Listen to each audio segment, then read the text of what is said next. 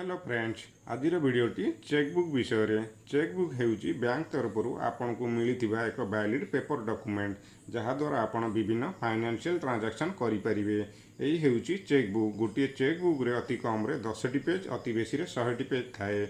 आपनकर जेतिक पेज दरकार सेतिक आपन ऑर्डर करें।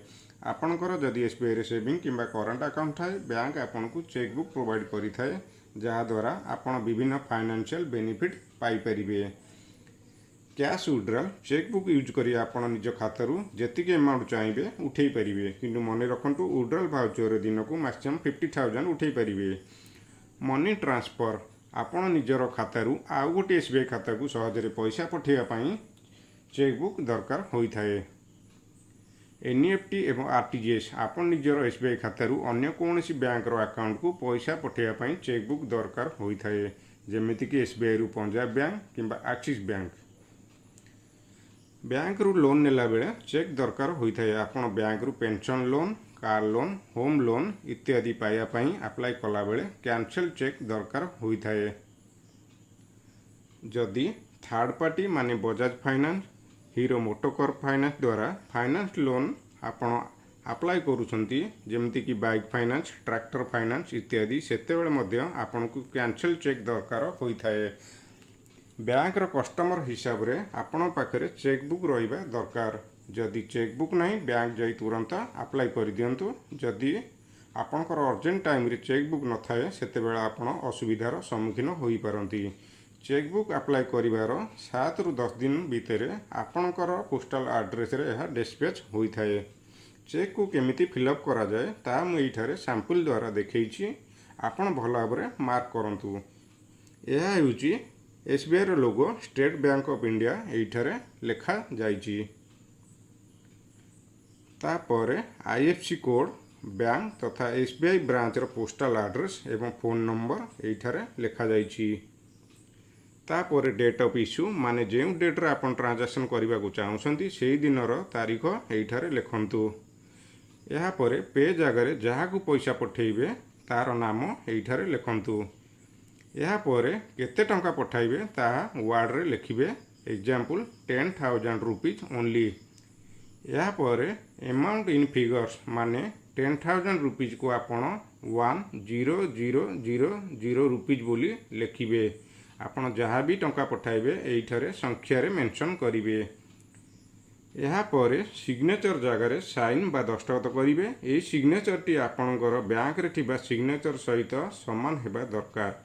जदि हा मिसमैच हैला तेबे चेक टी इनवैलिड होई थाए ता सहित बैंक आपन को पेनाल्टी लगाई थाए। So always sign properly. हाँ चेक बुक रो बैक साइड रे मध्ये एक साइन करिवे। देखंतु राउंड हेतिबा नंबर टी चेक नंबर। यह 6 डिजिट नंबर अटे। चेक नंबर बहुत इंपोर्टेंट। मनकर केही आपन को साइन करई चेक टी नै जाईची एवं पर आपन जानि पारले ठकामी रे पडिछंती तेबे बैंक जाई आपण से पर्टिकुलर चेक टी को स्टॉप बा अकामी करि परिबे। चेक हजि जाइतले किंबा चोरी होइतले मध्ये आपण स्टॉप करि परिबे। चेक फिलअप कला बेले जदि किछि भी आपण भूल भरिछंती ता बैंक रे इनवैलिड हेबो। ओवरराइट मध्ये करि परिबे नाही। यूनिफॉर्म कलर पेन रे फिलअप करिवे। अधा ब्लू पेन आ अधा ब्लैक पेन रे लिखि परिबे नाही ता इनवैलिड हेइ जिवो। ब्लैंक चेक टू केमिति भरुची ता आपण देखंतु। देखंतु प्रथम एठी पे नेम लिखा आइची। मु मोर सांग दीपक कुमार को पेमेंट करिया चाहूची। तो देखंतु प्रथमे मु दीपक कुमार लिखि दउची।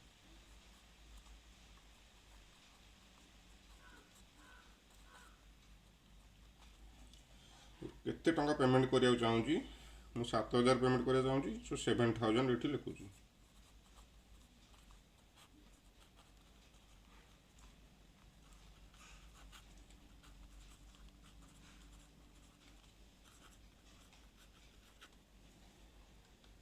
तापर देखंतु केते टंका संख्या रे लिखंतु 7,000 रुपीज ओनली एबोली गार देबे।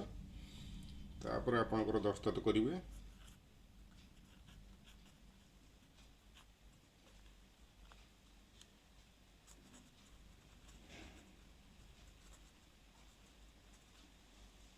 तापर डेट ऑफ इश्यू जगह डेट लिखिबे।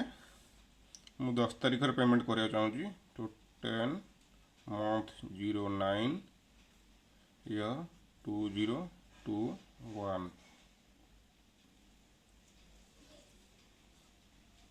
तो मु दीपक कुमार को ये चेक टी हैंड ओवर करी। किंतु दीपक कुमार कौन करिवो से याकू बैंक रे पेमेंट पाई दाखल करिवो। किंतु ता पूर्व से जब चाहबो ये चेक को फ्रॉड करि परिवो। देखंतु भल भाव मुझे 7000 लिखी एटी 7000 रुपीज लिखी मैंने मुझे ठीक लिखी। किंतु ये जो गैप देखुं ये गैप से चाहिए 97 लिखिपर। तापर ये कौन कर NIN90 NINTY 97,000 लिखिकी यदि बैंक रे पेमेंट पाई दाखल करे ताहा भी हो पार। तो ये फ्रॉड को आप अवॉइड करने चेक को यही न लिखि ठीक भाव में केमती लिखा ता मुझे देखा किंतु यह रॉन्ग प्रोसेस। तो ठीक ये चेक देखंतु यह ठीक भाव में लिखाई पे हूँ दीपक कुमार। दीपक कुमार पर मु सिंपली एक गार पकई जहाद्वारा दीपक कुमार पर आउ कौन भी नेम लिखिपारे ना। तापर देखो रुपीज रुपीज पर मुझे जी टंका ता वार्ड लिखी किंतु रुपीज आउ ये वार्ड मध्य कौन गैप नहीं। देखो रुपीज सागर मुझे 7000 लगे लिखी या भीतर कौन गैप ना कौन फ्रॉड आप करें ना। तापर ओनली पर ये सिंपल भाव में गार पकई दिंतु। तापर जो संख्यार मुझे 7000 लिखी ये 7000 पूर्वर कौन भी नंबर या भीतर लिखी हे ना। कारण देखो ये जो गार देखुं 7000 या भीतर कौन गैप नहीं। ताने आप जहाँ भी चेक देवे से कौन फ्रॉड करें ना। तापर आप सिग्नेचर पुट करेंगे डेट लिखिए। ये देखो मु डबल लाइन क्रॉस कर यार माने दीपक कुमार जदि आप चेक निए से बैंक रे कैश नहीं पार ना केवल तार अकाउंट को ट्रांसफर हो पार। तेणु यह अकाउंट पे चेक भी कहती।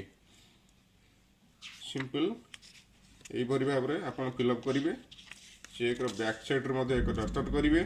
दीपक कुमार कौन कर ये चेक को नहीं बैंक रे दाखल करेंगे किंतु ता पूर्व यही एक फॉर्म भी भरीदे। दीपक कुमार ताकर अकाउंट नेम तापर अकाउंट नंबर अमाउंट केते टंका इधर भरिवे सिग्नेचर करेंगे। ये छोट स्लिप रे मध्य एपटे जहाँ लिखिले एपटे से लिखिए। तापर चेक को या साथी अटैच करी बैंक रे सबमिट करेंगे। तो ये आज प्रोसेस केमिति चेक ठीक भाव में लिखिए। Thank you.